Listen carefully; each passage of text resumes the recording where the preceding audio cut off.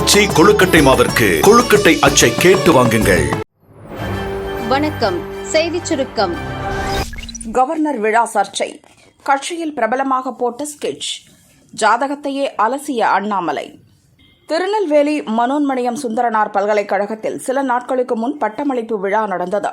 அப்போது திமுக பிரமுகர் ராஜனின் மனைவி ஜீன் ஜோசப் கவர்னர் ரவியிடம் பட்டம் வாங்காமல் அவரை புறக்கணித்து துணைவேந்தரிடம் பட்டம் பெற்றுச் சென்றார். இது சர்ச்சையான நிலையில் ஜீன் ஜோசப் கணவர் ராஜன் பின்னணி பற்றி பல திடுக்கிடும் தகவல் வெளிவந்துள்ளது. ராஜன் நாகர்கோவில் மாநகர திமுக துணைச் செயலராக உள்ளார். இவர் பல குற்ற பின்னணி கொண்டவர் என தமிழக பாரதிய ஜனதா முன்னாள் தலைவர் அண்ணாமலை குற்றம் சாட்டினார். சிறு குற்றங்களில் ஈடுபடும் நபர்களை தேடி பிடித்து அவர்களுக்கு பதவி கொடுத்து அழகு பார்க்கிறது திமுக. அவர்கள் பெரிய குற்றங்களில் ஈடுபடும் போதும் கண்டு கொள்ளாமல் அவர்கள் மூலம் வரும் வருமானத்தில் மட்டுமே குறியாக இருப்பது திமுக கட்சியின் வரலாறு. இதனால் பாதிக்கப்படுவது சாதாரண பொதுமக்களே. கவர்னர் பட்டமளிப்பு விழாவில் சர்ச்சை உண்டாக்கிய ராஜன் என்ற நபர் சில ஆண்டுகளுக்கு முன்பு வரை நாகர்கோவில் மக்களால் கோழி ராஜன், தடியன் ராஜன் என்றெல்லாம் அழைக்கப்பட்டு வந்ததுடன் பல குற்றச்சாட்டுகள் கொண்ட ஒரு நபர். நாகர்கோவிலில் உள்ள புகழ்பெற்ற செவேரியார் கோவிலுக்கு அரசு ஒதுக்கிய சுமார் 1.5 கோடி ரூபாய் நிதியை இந்த கோழிராஜன் சுருட்டிவிட்டதாக கூறப்படுகிறது. அந்த பணத்தில் பல சொத்துக்களும் தனது மனைவி பெயரில் இன்னோவா காரும் வாங்கியிருப்பதாக நாகர்கோவில் மக்கள் புகார் கூறியிருக்கின்றனர்.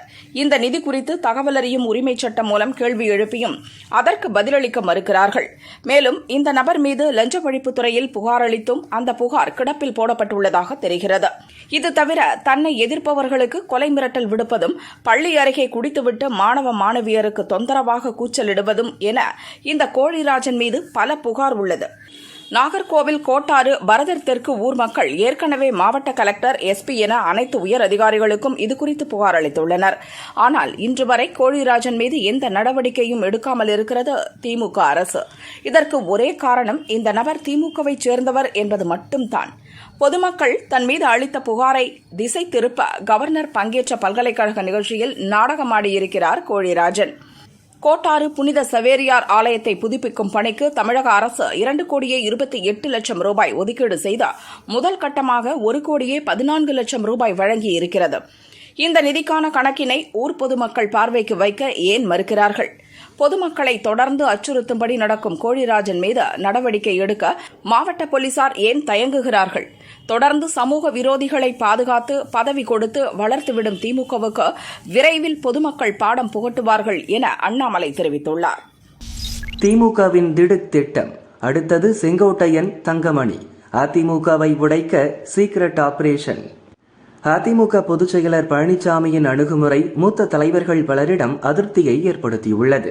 அதிமுக துவங்கப்பட்டது முதல் கட்சியில் இருக்கும் மூத்த தலைவரான செங்கோட்டையன் கடந்த மார்ச்சில் பழனிசாமி மீதான தன் அதிருப்தியை பகிரங்கமாக வெளிப்படுத்தினார். இதனால் பழனிசாமிக்கு எதிராக செங்கோட்டையன் பிரச்சனையை கிளப்புவார் என எதிர்பார்க்கப்பட்டது. ஆனால் கட்சிக்கு எதிராக அவர் எதையும் செய்யவில்லை.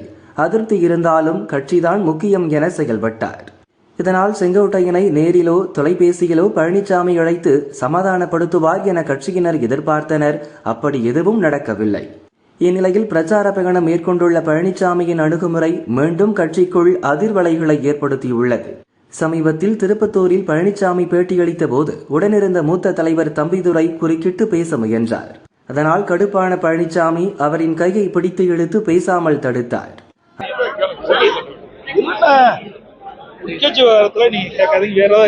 அதுபோல மதுரையில் பழனிசாமியின் காரில் ஏற முயன்ற முன்னாள் அமைச்சர் செல்லூர் ராஜுவை தடுத்து வேறு காரில் வருமாறு கூறினார்.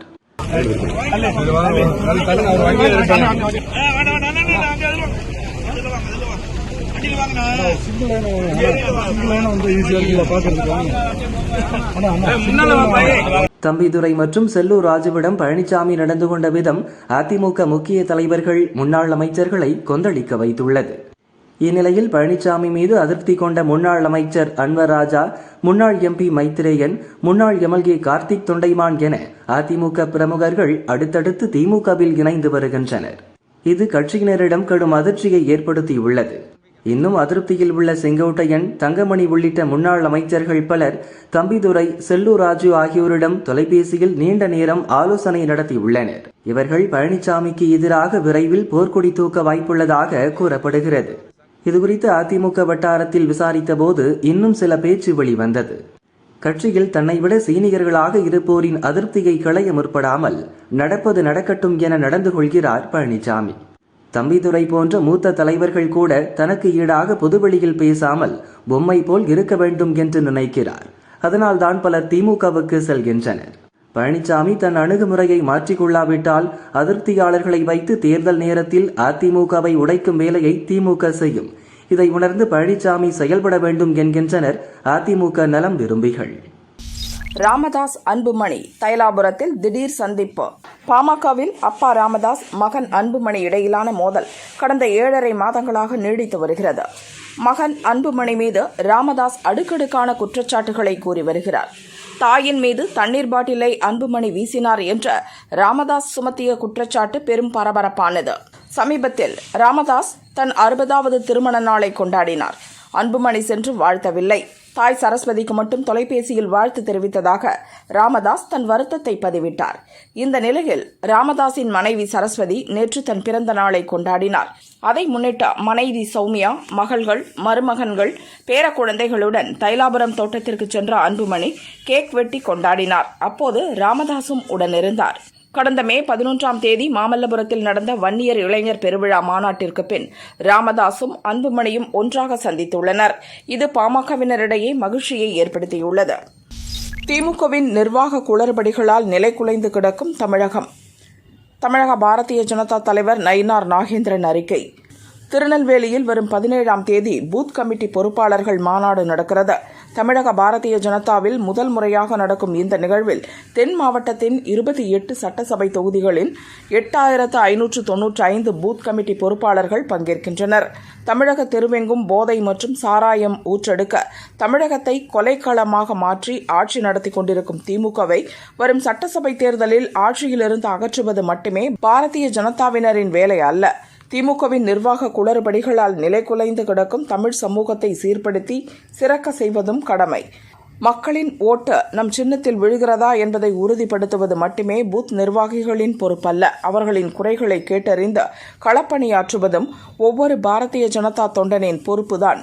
தமிழகத்தில் கூட்டணி கட்சி தலைவர்கள், நிர்வாகிகள், தொண்டர்களுடன் ஒற்றுமையாக இணைந்து மக்களோடு மாற்றத்தை நோக்கி பயணிப்போம் என நயினார் நாகேந்திரன் தெரிவித்துள்ளார். ட்ரம்ப் புட்டின் பேச்சுவார்த்தை. உக்ரைன் போர் முடிவுக்கு வருமா? உக்ரைனுக்கு எதிராக 2022 பிப்ரவரியில் ரஷ்யா போரை துவக்கியது. 3 ஆண்டுகளுக்கு மேலாக தொடர்ந்து போர் நீடித்து வருகிறது. உக்ரைன் ரஷ்யா போரை முடிவுக்கு கொண்டுவர ஆர்வம் காட்டி வரும் ட்ரம்ப் ரஷ்ய அதிபர் புட்டினுடன் பலமுறை தொலைபேசியில் தொடர்பு கொண்டு பேசினார். இதையடுத்து அமெரிக்க அதிபர் டிரம்பின் சிறப்பு தூதர் ஸ்டீவ் விட்காஃபுடன் ரஷ்ய அதிபர் புட்டின் சந்திப்புக்கு பிறகு அமெரிக்க அதிபர் டிரம்பை சந்திக்க ரஷ்ய அதிபர் புட்டின் ஒப்புக்கொண்டார். அதன்படி அமெரிக்காவின் அலாஸ்கா மாகாணத்தில் உள்ள ராணுவ தளத்தில் ட்ரம்ப் புட்டின் இன்று சந்தித்து பேசினர்.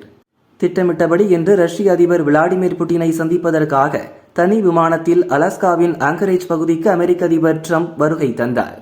தொடர்ந்து அதே பகுதிக்கு ரஷ்ய அதிபர் விளாடிமிர் புட்டினும் தனி விமானத்தில் வந்திறங்கினார். இருவரும் பரஸ்பரம் கைகுலுக்கினர். தொடர்ந்து இருவருக்கும் இடையிலான பேச்சுவார்த்தை 3 மணி நேரம் நீடித்தது. இதில் ஒப்பந்தங்கள் எதுவும் கையெழுத்தாகவில்லை.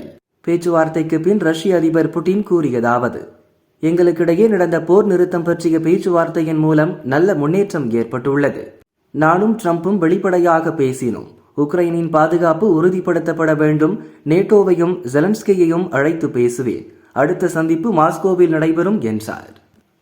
தொழுகை நடக்கும்போது திடீரென இடிந்தது தர்கா. இடிபாடுகளில் சிக்கியவர்களின் கதி.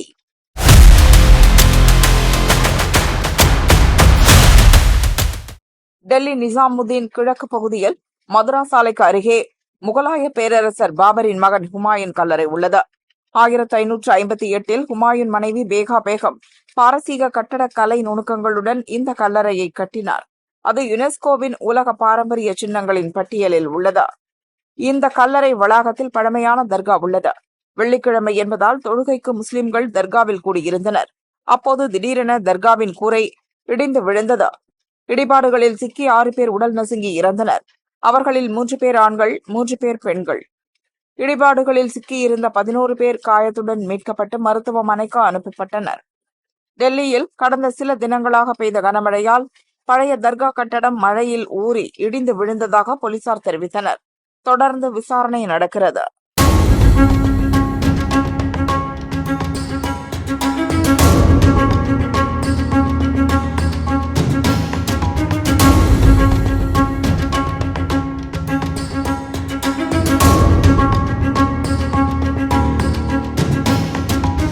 இந்தியாவை கட்டமைப்பதற்கு வாழ்க்கையை அர்ப்பணித்தவர். இல கணேசன் மறைவு, தலைவர்கள் புகழஞ்சலி. நாகாலாந்து கவர்னர் இல கணேசன் தலையில் அடிபட்டு சிகிச்சையில் இருந்த நிலையில் மரணமடைந்தார். தமிழக பாரதிய ஜனதாவின் முகமாக இருந்த அவரின் மறைவுக்கு தலைவர்கள் இரங்கல் தெரிவித்துள்ளனர். நாகாலாந்து கவர்னர் இல கணேசனின் திடீர் மறைவு மிகுந்த வருத்தம் அளிப்பதாக ஜனாதிபதி திரௌபதி முர்மு கூறியுள்ளார். தமது நீண்ட பொது வாழ்வில் மக்கள் நலனுக்கு பாடுபட்டார். தமிழகம் மற்றும் நாட்டின் வளர்ச்சிக்கு அவர் ஆற்றிய பங்களிப்பு என்றும் நினைவு கூறப்படும் என ஜனாதிபதி கூறியுள்ளார். பிரதமர் மோடி தமது இரங்கல் செய்தியில் நாகாலாந்து கவர்னர் இல கணேசன் மறைவால் வேதனை அடைந்ததாக கூறியுள்ளார். தேசத்தின் சேவைக்கும் தேசத்தை சிறப்பாக கட்டமைக்கவும் தமது வாழ்க்கையை அர்ப்பணித்த உண்மையான தேசியவாதியாக அவர் எப்போதும் நினைவு கூறப்படுவார். தமிழகம் முழுவதும் பாரதிய ஜனதாவின் வளர்ச்சிக்கு கடுமையாக உழைத்தார். தமிழ் கலாச்சாரத்தின் மீது அவருக்கு மிகுந்த ஆர்வம் இருந்ததாக பிரதமர் கூறியுள்ளார். தமிழக கவர்னர் ரவி தமது இரங்கல் செய்தியில் இல கணேசன் இளம் வயதிலேயே எளிமை, பணிவுடன் தன்னலமற்ற சேவைகளுக்காகவும் மக்கள் நலனுக்காகவும் தம்மை அர்ப்பணித்துக் கொண்டார். அவரது மறைவு தேசத்துக்கு ஈடு செய்ய முடியாத பேரிழப்பு என கூறியுள்ளார். முதல்வர் ஸ்டாலின் தமது இரங்கல் செய்தியில் எளிமை, அதிர்ந்து பேசாத பண்பு, அனைவரையும் அரவணைத்து செல்லும் தன்மை ஆகியவற்றால் அனைத்து தரப்பிலும் நண்பர்களை கொண்டவராக இல கணேசன் இருந்தார். என் மீதும் தனிப்பட்ட முறையிலும் அன்பு காட்டி வந்தார். நாங்கள் இருவரும் நல்ல நட்பினை பேணி வந்தோம். அவரது மறைவு வேதனை அளிக்கிறது என கூறியுள்ளார். தமிழகத்தில் பாரதிய ஜனதா வளர்ச்சி மற்றும் தமிழக நலனுக்காக கடுமையாக உழைத்தவர் இல கணேசன் என்று தமிழக பாரதிய ஜனதா முன்னாள் தலைவர் அண்ணாமலை கூறியுள்ளார். எளிமையான மனிதர், ஆழ்ந்த சிந்தனைவாதியாக திகழ்ந்தவர். அவரது மறைவு தமிழ் சமூகத்துக்கு பேரிழப்பு என அண்ணாமலை கூறியுள்ளார்.